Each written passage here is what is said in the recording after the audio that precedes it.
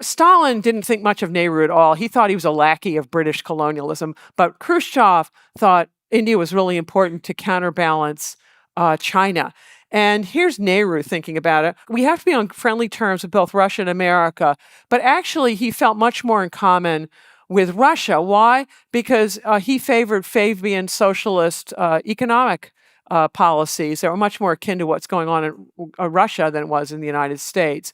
Moreover, the United States was segregated, and which appalled Nehru. And in addition, the United States was cozying up to all the colonial powers. So Nehru thought the Russians were the better bet. While all this is going on, the Indians were non-aligned, and they treated the Chinese really generously. And I've got a whole list of generosity. So India immediately recognizes China in 1950. Countries like the United States didn't forever. And when the San Francisco Treaty, I think it's signed in 1951 in the United States, ending the war with Japan, India refuses to sign because China and Russia aren't there to sign as well. And then to help China break out of its diplomatic isolation at the end of the Korean War, India signs a friendship treaty with China. And as part of that friendship treaty, it recognizes Chinese sovereignty over Tibet. Under international law, contrary to what Vladimir Putin is doing lately, under international law, if you recognize someone's sovereignty over territory, that is permanent. You cannot back out of it legally under international law. So the Chinese promise, I don't know, there's some like peaceful coexistence or whatever. They're promising the Indians, but that has no permanence under international law, whereas this thing does. And then from 1960 on, the Indians are voting to seat the People's Republic of China, not Taiwan, on the UN. Meanwhile, in the background, all this road building is going on. Those roads are being built between 1950 and 1957. And the Indians aren't going to figure out until 1958 that the roads are there. Meanwhile, roads completed. The Chinese want to complete their control over Tibet. And so they're going to send big armies up there. And Tibetan culture is much more, it's of Indian origin. It's not Chinese origin. So this repression of Tibetan culture just appalls the Indians. And then 2 days before the People's Liberation Army is going to make it into Lhasa, which is the capital of Tibet, the Dalai Lama flees. He's the spiritual leader of Tibet. He flees to India, where he's remained ever since, to the absolute horror and anger of China.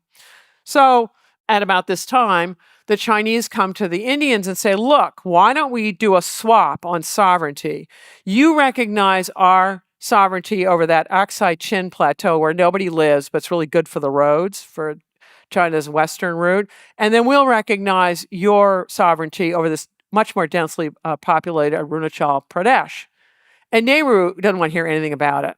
So during the Cuban Missile Crisis, when Russia is much too busy worrying about who's going to be lobbing nukes at whom, this is when China launches. And in the 1960s Sino-Indian War, and China just plain takes the Aksai Chin plateau. The Indians are appalled because they don't have any roads to be able to deploy up there, whereas the Chinese do. Their defeat is just total, and they can't believe the Chinese did this to them. Here's Nehru afterwards. There are not many instances in history where one country, that is India, has gone out of her way to be friendly and cooperative with the Chinese government and people and plead their cause in the councils of the world, and then for the Chinese government to return evil for good, and even to go to the extent of committing aggression and invade our sacred land. Who does this? So I get it. The Chinese get the territory they want. That was the goal of that war. But what they have done is taken a country, India, which had its leadership terribly idealistic, not interested in becoming militarized at all, and making them angry forever. India immediately doubles the size of its army within the next 10 years to up to 750,000 people, creates 10 mountain divisions useful against China, and they've never ceased being so angry. And then if you think about this, what if, instead of playing this game this way, China and India had teamed up? I would suspect we would be in a completely very different world order now if that is what they'd done instead. But this is China's decision, not India's fault on this one. If you enjoyed this clip, you can watch the full episode here and subscribe for more clips. Thanks.